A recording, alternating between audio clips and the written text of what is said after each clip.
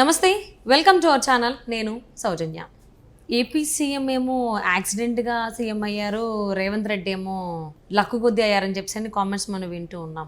So రోజా చేసిన కామెంట్స్కి తిరిగి బండ్ల గణేష్ గారు రియాక్ట్ అయ్యారు. అంతేకాకుండా రోజాని కూడా పులుసు పాప అని కూడా కామెంట్ చేయడం జరిగింది.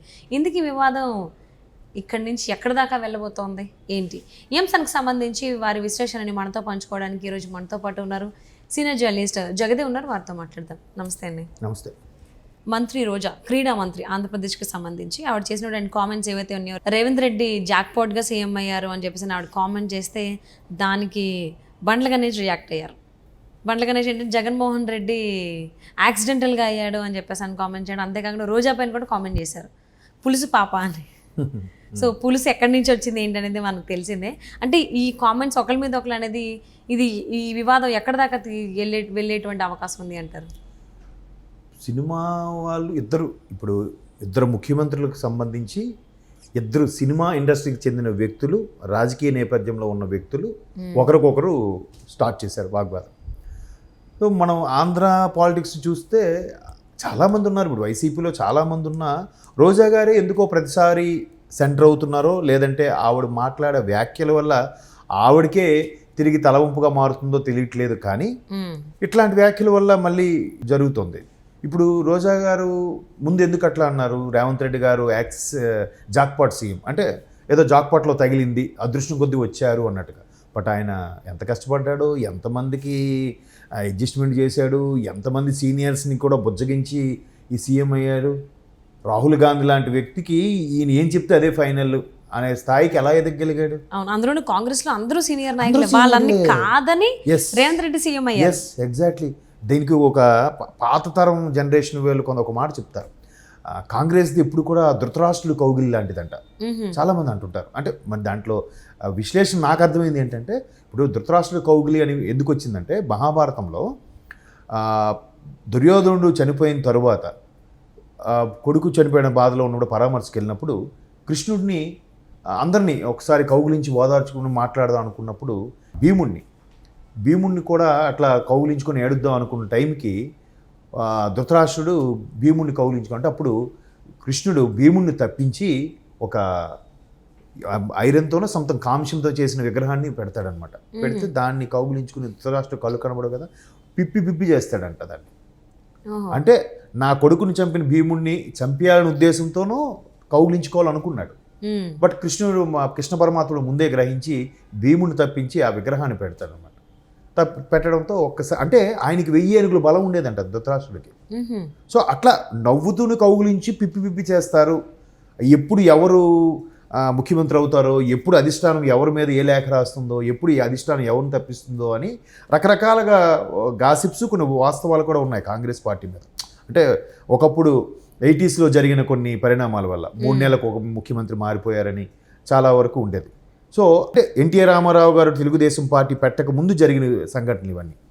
సో అట్లాంటి మీరు అన్నట్టు కాంగ్రెస్ ధృతరాష్ట్రుల కౌగిలి, లేదా మీరు అన్నట్టు చాలా సీనియర్స్ ఉన్న కాంగ్రెస్కి సంబంధించి అంతమందిని కూడా ఒప్పించి ఒక తాటి మీద తీసుకొచ్చి క్యాన్వాసింగ్ చేసి ధైర్యంగా మాట్లాడి కేసీఆర్ గారు లాంటి ఉద్ధరణతో ఢీకొని ఆయనలోని లోపాలను ఎత్తి చూపి బురద జల్లి రాజకీయ పరంగా ఎదుర్కొంటూ ఆయన ఇంటికి వెళ్ళి అరెస్ట్ చేసి బలవంతంగా ఈడ్చుకెళ్ళిన నాకు ఒక రోజు వస్తుందని ఛాలెంజ్ చేసి అసలు ఎన్నిసార్లు రేవంత్ రెడ్డిని బీఆర్ఎస్ ప్రభుత్వం అడ్డుకుందాం మనం చాలా చూసాము. పైగా ఓటుకు నోటు విషయంలో ఇప్పటికీ వాళ్ళు అదే అంశం మీద దెప్పొడుస్తూనే ఉన్నారు కదా. అంత చేసి వచ్చిన వ్యక్తి ఆయన. సో జగన్మోహన్ రెడ్డి గారు కూడా కష్టపడలేదు అంటున్నారు, ఆయన కూడా కష్టపడ్డారు. ఆయన కూడా ఇప్పుడు 2014 అంతకుముందు అఫ్కోర్స్ కేసులు ఇవన్నీ అయ్యాయి, జైలుకి వెళ్ళాడు, వచ్చాడు, తర్వాత పాదయాత్ర చేశారు. సో ఇప్పుడు ఇట్లా బురద జల్లుకోవడం ఎవరు బదనాం అవుతున్నారు? మీ నాయకుడే బదనాం అవుతున్నాడు. ఎగ్జాక్ట్లీ. 1000 చూపిస్తే 3000 మన వైపు చూపిస్తున్నాయంట. ఇప్పుడు ఇంకోటి వైసీపీలో 151 మంది ఎమ్మెల్యేలు ముఖ్యమంత్రితో కలిపి పోనీ 150 అనుకుందాం, ఒక 10 మంది ఎట్లా మాట్లాడుతున్నారు, మిగతా 140 మంది ఎందుకు మాట్లాడట్లేదు? ఎంతోమంది లేడీ మినిస్టర్లు ఉన్నారు కదా, రోజా గారు ఎందుకు సెంటర్ అవుతున్నారంటే ఇలాంటి వ్యాఖ్యల వల్లే. గతంలో కూడా బండారు సత్యనారాయణ గారితో పెద్ద మాటలు అనిపించుకున్నారు ఆవిడ మీడియా ముఖంగా ఏడ్ చేశారు కూడా. ఇప్పుడు ఇంతకుముందు ఇదే రోజా గారికి అలాగే బండ్ల గణేష్ గారికి కూడా గతంలో ఒక శాటిలైట్ ఛానల్ సమక్షంలో ఇట్లాగే ఆ పెద్ద యుద్ధం అయింది కూడా. ఆవిడ పళ్ళు మీరు ఎక్కడి నుంచి వచ్చారంటే పళ్ళు రాలిపోతాయని ఆవిడ, ఈయన కూడా మీరు ఒళ్ళు దగ్గర పెట్టుకుని మాట్లాడాలని ఈయన. మీరు కావాలంటే యూట్యూబ్లో కొట్టి చూడొచ్చు మీరు, రోజా అండ్ బండ్ల గణేష్ ఆర్గ్యుమెంట్ అని కొడితే వస్తుంది కూడా వాళ్ళిద్దరిది. సో అట్లాంటి జరుగుతున్న నేపథ్యంలో మరలా ఈవిడ ఆయన జాక్పాటుగా సీఎం జాక్పాటుగా అయ్యారో ఎలాగయ్యారో ఇప్పుడు ఎవరికో ఇప్పుడు ఆయన ఇండివిజువల్గా వచ్చి అయ్యాడు. మరి జగన్మోహన్ రెడ్డి గారు వాళ్ళ తండ్రి గారి ఫోటో చూపించి అయ్యారుగా. మరి ఎవరు జాక్పాట్ అయినట్టు, ఎవరు ముఖ్యమంత్రికి సంబంధించి మంత్రి రోజా కామెంట్ చేయాల్సినటువంటి అవసరం ఏమొచ్చింది, సందర్భం ఏమొచ్చింది? అసలు సందర్భం అంటే ఏముంటుంది? ఇప్పుడు రేవంత్ రెడ్డి గారు అంటే మొదటి నుంచి తెర వెనుక జరుగుతున్నవి ఏంటని ఒక గాసిప్, ఒక వాస్తవాలు కొన్ని ఉన్నాయి. అవేంటంటే రేవంత్ రెడ్డి గారు ఒకప్పుడు టీడీపీలో చేసిన వ్యక్తి కాబట్టి టీడీపీకి ఫేవర్గా ఉన్నారని. అంటే రోజా కూడా టీడీపీ నుంచే కదా వచ్చింది. అందరికీ అవిశ్వాసం ఉండాలని ఎక్కడుందండి? ఇప్పుడు రేవంత్ రెడ్డి గారు ఒక ఛానల్కి ఇచ్చిన ఇంటర్వ్యూలో కూడా అదే చెప్పారు. పక్క రాష్ట్ర ముఖ్యమంత్రిగా నాకు కనీసం ఫోన్ చేసి శుభాకాంక్షలు కూడా చెప్పలేదు. నాకు ఎవరు చెప్పారో గుర్తుపెట్టుకుంటా, ఎవరు చెప్పలేదు కూడా గుర్తుపెట్టుకుంటా, వాళ్ళకి ఎలా ట్రీట్ అవ్వాలో నాకు తెలుసు, వీళ్ళకి ఎలా ట్రీట్ అవ్వాలో నాకు తెలుసు అని కూడా చెప్పారు. అంటే ఇండైరెక్ట్గా హెచ్చరించినట్టు కూడా అనిపించింది. మొన్న కూడా ఏమన్నారు, ఈ నాగార్జున సాగర్ డ్యామ్కి సంబంధించి అక్కడ జగన్మోహన్ రెడ్డి గారు ఆయన మంది మార్బలంతో వచ్చారు నాగార్జున సాగర్కి నీళ్లు తోడుపోలేకపోవడానికి. కేసీఆర్ ఇచ్చిన అలుసు వల్ల ఆయన వచ్చాడు, ఇప్పుడు నా ప్రభుత్వం వచ్చింది, ఇప్పుడు కావాలంటే రమ్మనండి అని కూడా ఛాలెంజ్ చేశారు. సో ఇట్లాంటి అంటే అర్థం ఏంటి? ఇండైరెక్ట్గా రేవంత్ రెడ్డి గారు టీడీపీకి ఫేవర్ ఏమో, చంద్రబాబు గారికి ఫేవర్ ఏమో, మాకు చెక్ పడుతుంది. ఎందుకు? వాళ్ళ ఆస్తులు పాస్తులు ఇక్కడ ఉన్నాయి కాబట్టి ఎట్లాగో భయం ఉంటుంది కదా. సో అలాంటప్పుడు అమ్మో ఏం చేస్తారన్నప్పుడు కొంచెం జాగ్రత్తగా ఉండాలి. ఇట్లాంటి వ్యాఖ్యలు చేయడం వల్ల ఏమవుతుంది? ఒకవేళ డైరెక్ట్గా ఎవరికైతే ఇక్కడ ఆస్తులు ఉన్నాయో వాళ్ళు అనకుండా రోజా చేత అనిపించారు అనుకోవచ్చా? మరి ఈవిడ కూడా ఉంటాయిగా. ఈవిడ ఇండస్ట్రీకి చెందిన వ్యక్తి ముందు, తర్వాత ఇప్పుడు రాజకీయ పరంగా ఉన్నారు, మినిస్టర్ కూడా అయ్యారు. ఈవిడికి కూడా ఉండవా? ఇల్లు ఆస్తులు పాస్తులు ఉండవా? ఎందుకుండవు? ప్రతి సామాన్యుడికే ఉంటున్నాయి, ఈవిడికి ఎందుకు ఉండవు? వీళ్ళతో అనిపిస్తే మాత్రం ఈవిడ అన్నేయాలా? అదే చెప్తున్నాను. మొన్న కూడా ఒక అనితారెడ్డి అని ఒక ఆవిడ షర్మిలా గారి గురించి దారుణమైన వ్యాఖ్యలు చేశారు ఎక్స్లో. అంటే ముందు అనిల్ గారు ముందు భార్యని ఇలా చేశారు అలా చేశారని. అంటే ఇవన్నీ జగన్మోహన్ రెడ్డి గారి దగ్గర మెప్పు పొందడం కోసం వీళ్ళు ఏది పడితే అది మాట్లాడతారా? అంటే కేవలం ఆయన దృష్టిలో పడడం కోసం. అంటే తాడేపల్లి ప్యాలెస్లో ఇదే ఒక వన్ ఆఫ్ ది రూల్ అంటే కదా, ఒక అంటే ఎమ్మెల్యేగా కానీ ఎంపీగా కానీ ఒకవేళ పోటీ చేయడానికి అర్హత వీళ్ళు అభ్యర్థిత్వాన్ని వీళ్ళు ఇవ్వాలి అంటే వైసీపీ నుంచి ఖచ్చితంగా ఎదురు వ్యక్తుల్ని పర్సనల్ గా అటాక్ చేయాలి, మాటలతో దూషించాలి రూల్ అంట కదా. మీరు అన్న మాటకి వద్దాం. గుడివాడ అమర్నాథ్ గారికి టికెట్ కన్ఫర్మ్ కాలేదని ఈ రోజుకి వార్తలు ఉన్నాయి. ఇంకా టికెట్ మరి ఆయన కూడా వ్యాఖ్యలు చేశారుగా. అనిల్ కుమార్ యాదవ్ గారు కూడా ఇలాగే వ్యాఖ్యలు చేశారు. ఆయనకు కూడా గ్యారెంటీ లేదు, బట్ నర్సరావుపేట లోక్సభ అని అంటున్నారు. కొడాల నాని గారికి గ్యారెంటీ లేదు.